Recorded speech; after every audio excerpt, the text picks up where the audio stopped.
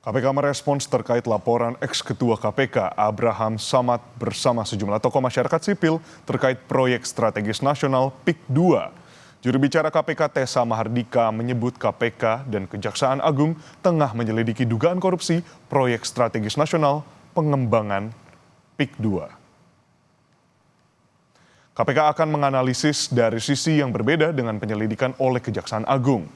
Juru bicara KPK Tessa Mahardika mengaku KPK belum ada koordinasi dengan Kejaksaan Agung terkait penyelidikan PSN pengembangan PIK 2. Namun, KPK akan menganalisis dan mencari dari sisi yang tidak sama dengan Kejaksaan Agung.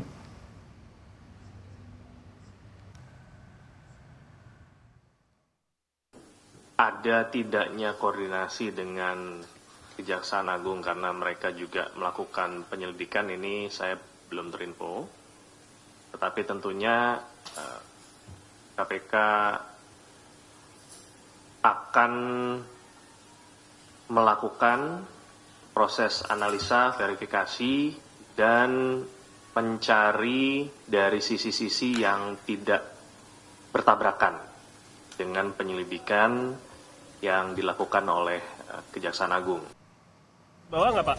Sejumlah tokoh masyarakat sipil termasuk mantan Ketua KPK Abraham Samad melaporkan dugaan korupsi penetapan Pantai Indah Kapuk II sebagai proyek strategis nasional dan pagar laut di Tangerang ke KPK. Para tokoh mendorong KPK memeriksa semua pihak yang diduga terlibat baik dari pihak swasta maupun penyelenggara negara dari tingkat bawah hingga atas.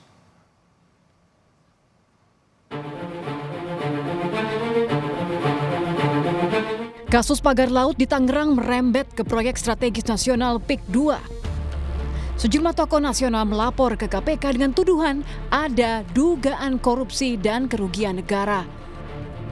Mantan Ketua KPK Abraham Samad mendorong KPK memeriksa semua pihak yang diduga terlibat baik dari pihak swasta maupun penyelenggara negara dari tingkat bawah hingga atas. Nama Bos Agung Sedayu Group, Sugianto Kusuma alias Aguan, dan Presiden ke-7 Republik Indonesia, Joko Widodo, ikut masuk dalam laporan. Kuat dugaan telah terjadi tindak pidana korupsi di dalam penetapannya sebagai proyek strategis nasional. Kemudian juga kita melaporkan tentang ada dugaan kuat terjadi suap menyuap gratifikasi di dalam penerbitan sesuai dengan undang-undang. Maka selain penyelenggara negara, pihak swasta juga aguan bisa diperiksa. Penyelenggara negara itu siapa? Mulai dari kementerian sampai aparat tingkat bawah, kabupaten, provinsi, maupun sampai yang paling di atas. Jadi semua kita minta diperiksa. Menanggapi laporan kong kali kong sejumlah orang kuat dalam kasus pagar laut, Ketua Umum Relawan Jokowi Mania Immanuel Ebenezer meyakini meski menjabat sebagai Presiden 2 periode, Jokowi tak terlibat. Saya punya keyakinan cukup besar ya, ini ada kong kali kong lah, pasti nggak mungkin tidak antara penyelenggara negara dengan swasta. Ya ini kan problem kita puluhan tahun menghadapi para mafia tanah ini. Jadi saya rasa apa yang dilakukan kawan-kawan PBAI Abraham Samad harus kita dukung. Tapi saya tegaskan sekali lagi, kemarin juga kita ngebahas kawan-kawan dengan Pak Jokowi soal PIK 2 ini. Pak Presiden hanya ketawa aja, kok kenapa saya dikait-kaitkan, tapi itu hak kawan-kawan untuk menyampaikan dan juga hak Pak Jokowi juga untuk mengklarifikasi. Sebelumnya, Menteri ATR BPN Nusron Wahid menyebut ada 8 oknum pejabat BPN Tangerang yang disangsi karena menerbitkan sertifikat di Laut Tangerang, Banten.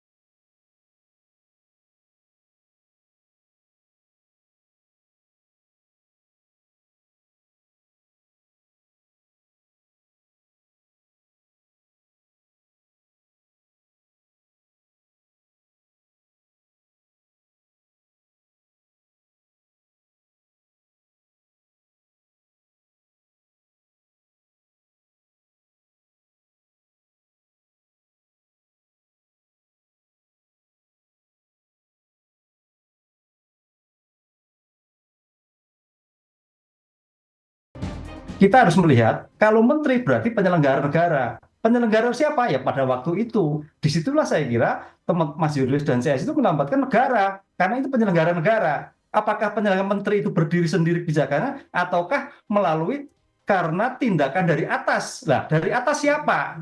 Disinilah nanti akan diurut sebetulnya aktor intelektual dari kasus ini siapa. Kalau yang terkait dengan kepala BPN dinas, provinsi, kemudian kabupaten itu hanya pelaksana. Tapi aktor intelektual itu yang saya kira menjadikan poin penting sampai keluarnya 263.